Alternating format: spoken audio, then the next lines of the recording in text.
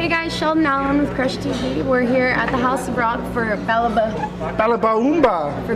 For the Poetry Slam, Ballabajoomba Poetry Slam. This is Ian, he's going to be the host tonight. Say hello. Hello. So what should we expect tonight? You're gonna expect some raw poetry. We got San Antonio's crew, Puro Slam here.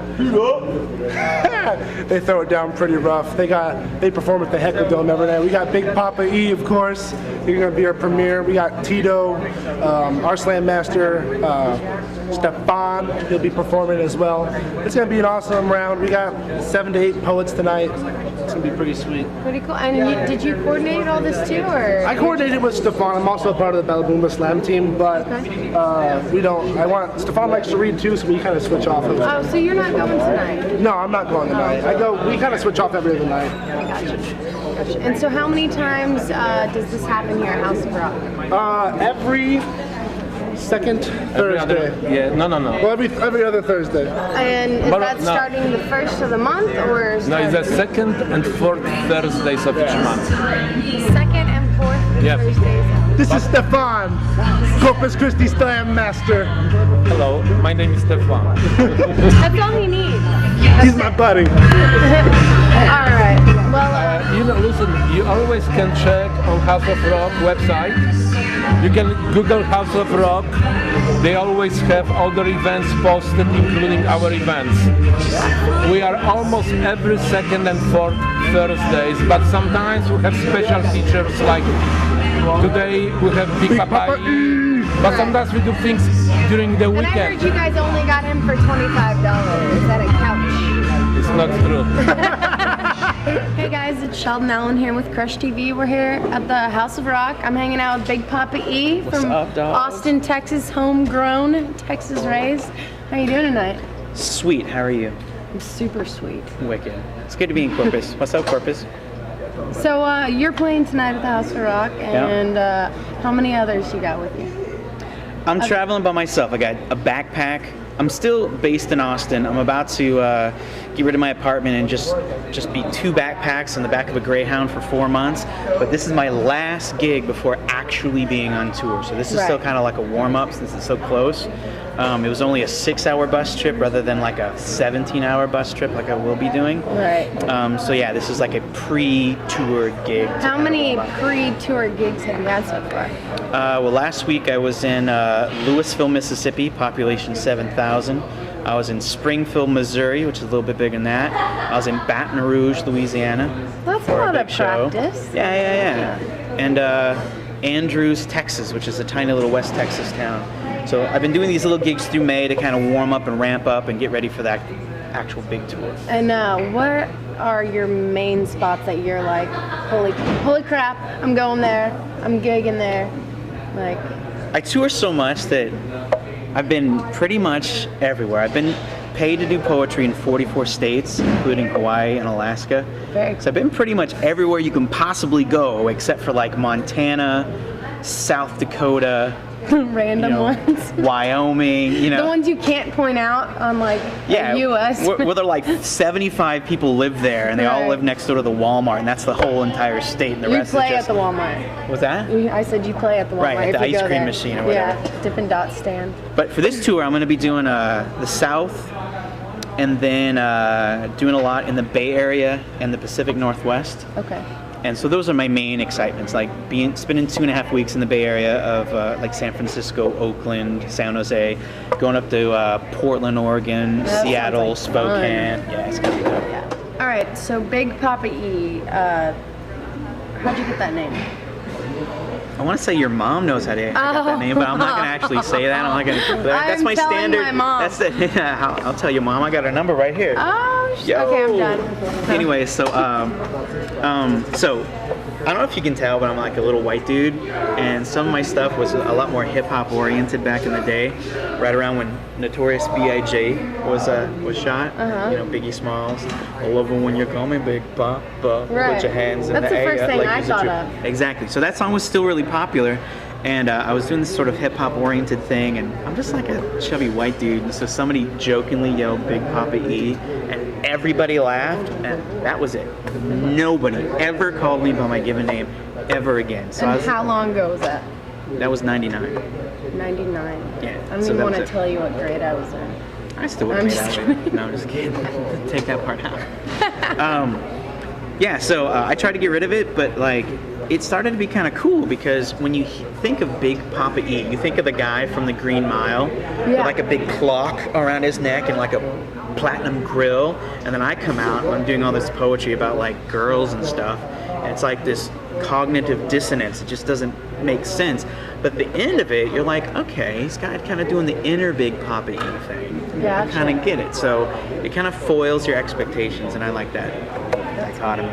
And how did you decide to collaborate all your talents into one? Like, Can you rephrase that question? okay, like I totally I know spaced you- out right now. I started thinking of the sign that's in the Corpus Christi. It says "Home of Whataburger," and I was like, Oh, it says that? "Wow, Corpus Christi, home of Whataburger." I suddenly saw that, and I spaced out everything you Well, were just thank saying. you Sorry. for that. All right, now and scene, go. No. How did you decide to collaborate like all your talents together, like your comedy with, music or whatever? When did you decide How like did it all come just into to one thing? roll it into one Well, ball? back in there used to be this musical movement called grunge around 91. I don't want to know how old you were. And all these poetry readings started popping up everywhere. And I had never been to a poetry reading, so I was very unlearned. But I did like the atmosphere of expression and being creative and reading from your journal.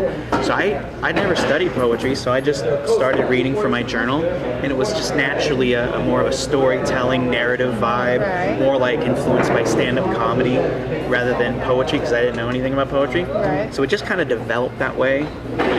You have 3 minutes to move somebody, which is the average length of a poem. Right. So you just pick from everything you know how to do. Make them laugh, make them cry, yell and scream and cuss, make pop culture references. I mean, anything to Right. get your point across. And it just became what I do. And how did you eventually make a career out of that?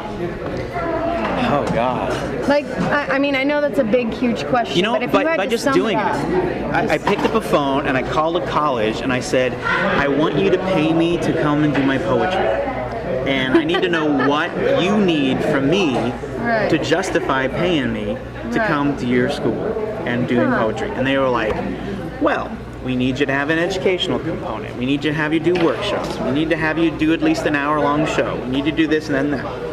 And I said, well, what do I need to give you to convince you that I am worth this money? He's like, Right. well, if you have articles in newspapers, if you have letters of reference from other colleges that you've worked with, these are the things we look for. So I'm like, Right. bam! So I just made a list of things I needed to do, and I one by one got them done, and eventually suckered them into paying me to actually come and That- read. And I remember the first college, they're like, yeah, this sounds great. How much do you want? I'm like, because I'm getting that's paid. the one question you didn't have. Right? Dude, I'm getting paid $25 and a couch to be here right now because this Yeah. is like my pub crawl tour for the summer. So for $25 and a Shut up, couch, really? yeah. So I'm just doing it for the fun. So I was like, $500, and they're like, oh my God, that's so cheap, and I'm like, the promised land. Yes. So I asked for like double that the next time, and they're like, oh, that's cheap. I'm like, hell, I don't need a job now, so I quit. And during the school year, this is all I do is work at colleges, and then during the summer, I just go and try new shit. That hang out with is my so friends. awesome. I have to say that first phone call, super brave. Super Oh, yeah. brave. Yeah. Right there. He laughed at me, but the second phone call went sweet. Yeah. Well, what should the audience expect from your show? Whether they say it here or, in Oakland or wherever.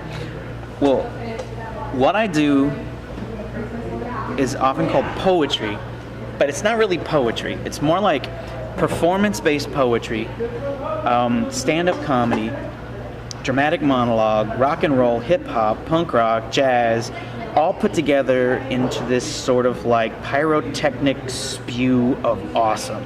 I love it. Yeah. So it's really funny. So it's like intelligent stand-up, but it's also very rhythmic, very poetic. Right. It's more than just funny. The funny has a purpose of like digging deep into emotional territory that's usually very painful to talk about. Right. But since we're all laughing about it, it makes it easier to go deeper. Right. So it's kind of like that. It's kind of like that was so funny, and I cried and I laughed at the same time. But you also took something home from it. Yeah, exactly. I like it. Yeah, Very cool. yeah, so so that's what I did. it's a little bit different from the norm of, haha, I'm a Jew and I like money. Like. I don't know what to say about that. No, I've seen. I'm gonna put that into my. I'm a Jew. I make money. Buy my book. I'm gonna just Affleck. I'm gonna do that from now on. Sorry. Can you do that? Can you say Affleck? Affleck? No. Affleck. Like that. Affleck. That was a nice try. That's kind of weak. It's all right. Try. Tony's laughing at me. No, well, it's honestly, Corpus is kind of small, and I've seen some of the few comedy shows that have come by, and I'm just like, it's the same stuff. So to see like a little bit more thought, a little more creativity put into it, I'm excited to see your show. Yeah, it's not just like set up punchline. It's like there's a purpose and a meaning from it, and a lot of times you're laughing because you recognize the pain. Mm-hmm. Like when we get a bunch of dudes together and they talk about how your dad beat your behind with a belt. I mean, that's not funny. Yeah. That sucked. Yeah. But you'll see them start laughing and nodding their head and be like, man, my dad beat the crap out of me. Oh, I know. My dad too. He locked me in a closet with change and didn't feed me for a week. Oh, man, I tell you what. That's not funny at all. But you're laughing at the shared misery of it. Right. And so that's hopefully where my comedy comes from. Misery. And fear of death. Well, it's actually extremely smart, I think. Yeah. I think that's really smart. Sweet. But, man, I'm excited for the show tonight. And how many comedians are going before you? Did you say? Well, it's a poetry slam, so there's going to be people actually performing poetry. Okay. And what's going on is it might not necessarily be my type of mix. Right. There'll be people who actually are doing real poetry. There'll be people doing sort of like rhythmic, beat-driven hip-hop type stuff without the music. There'll be people doing just like full-on storytelling. There'll be people doing all kinds of different things that they are all calling poetry. Well, that's kind of cool, too. Yeah, so I'm sort of like the opening act before the poetry. And it's going to be dope. Yeah, all right, so your very next stop after Corpus, where's that going to be? Back home to Austin to put all my junk into storage because I'm going to be on tour for 4 months. I'm selling everything on Craigslist and putting what few things are left in storage. Then the kiddies go to Wichita, Kansas, which is where my parents are. And then I start right up with Oklahoma City, Norman, if there is a Norman left with all the tornadoes, Dallas, and then Atlanta for a week. Would you consider yourself a nomad? Yeah. Yeah. That was not just a that's a hell yeah. Yeah, I can put 4 months of living into 2 backpacks in a satchel. So I have a satchel. I have a satchel. I have a satchel. It's my man purse. Jones has a satchel. I call it my satchel. It's a merce. satchel. Man purse. Yeah. I often say that in Germany they wear these all the time. Yeah, But it's I mean, it's my junk. Who even knows if they do? But it's a good excuse. So. Yeah. Well, it was awesome talking to you, and I can't wait to see your show. I want to see the whole mix, the melting pot, and come out, guys. Come to House of Rock. Check it out. Bye. Later. A full moon on Independence Day.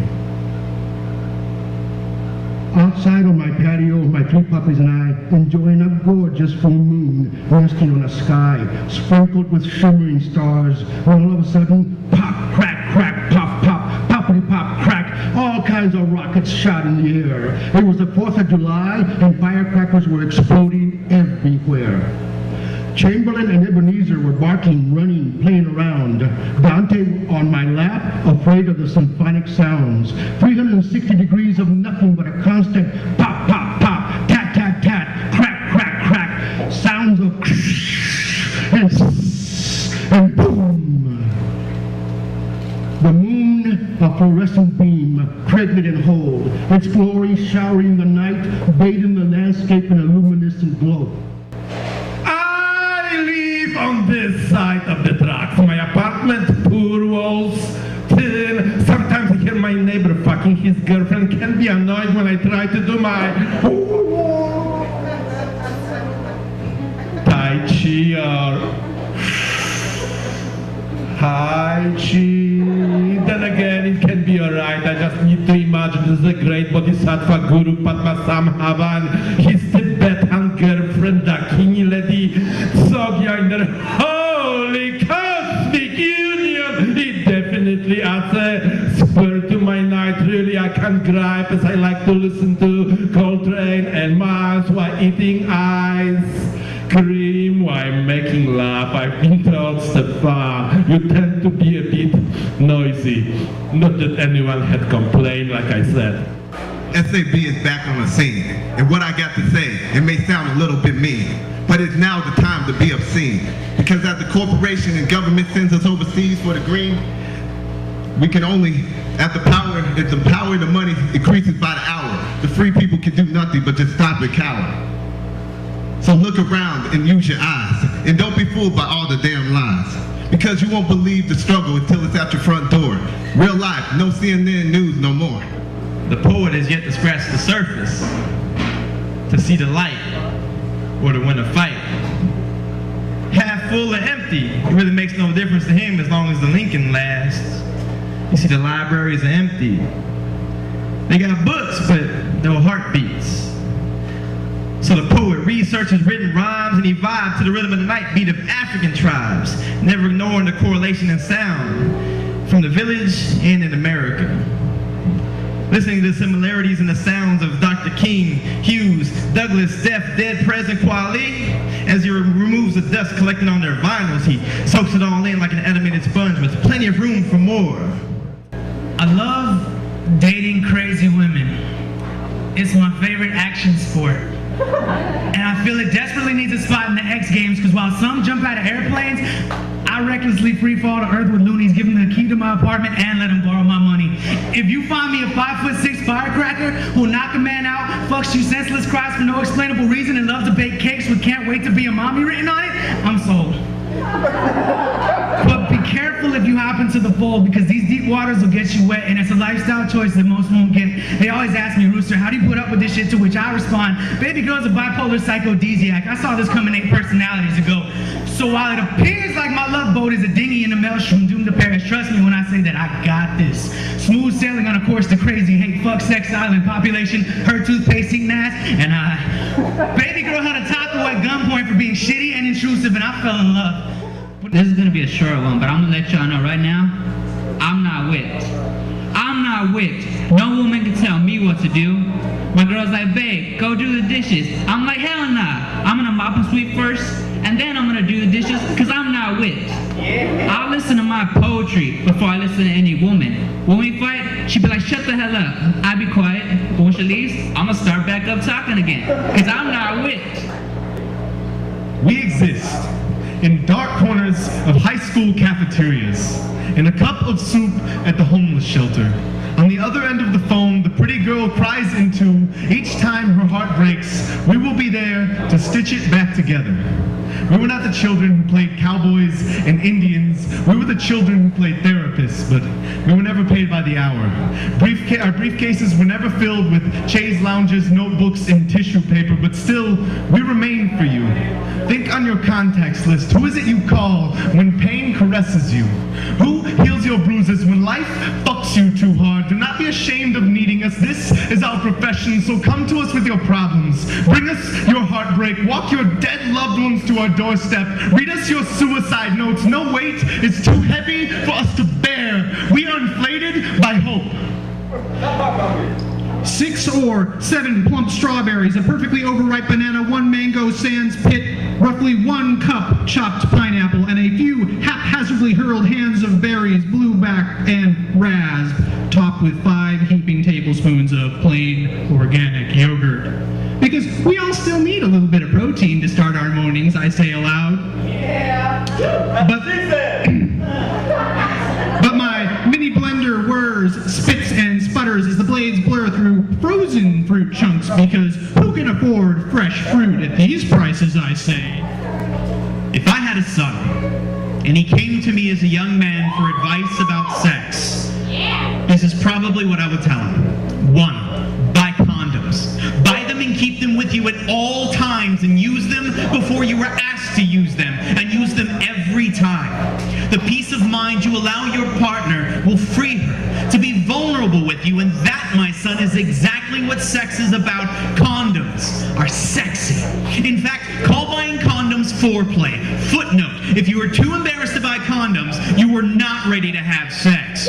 2, kissing is not merely foreplay.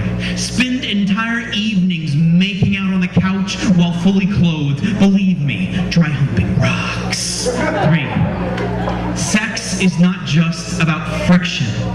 It's about emotion. Don't worry about trying to find her clitoris. Find her heart. Then she'll help you find her clitoris. 4, if you really want to know how to please a woman, ask her how she masturbates. Then do that a lot. If she claims she doesn't masturbate, offer to take her shopping for a vibrator so you can both learn the vocabulary of her body together. 5, don't put anything in her butthole you wouldn't want in your own.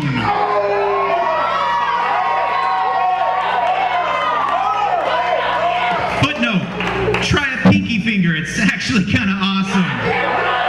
He knows about the pinky finger. He knows.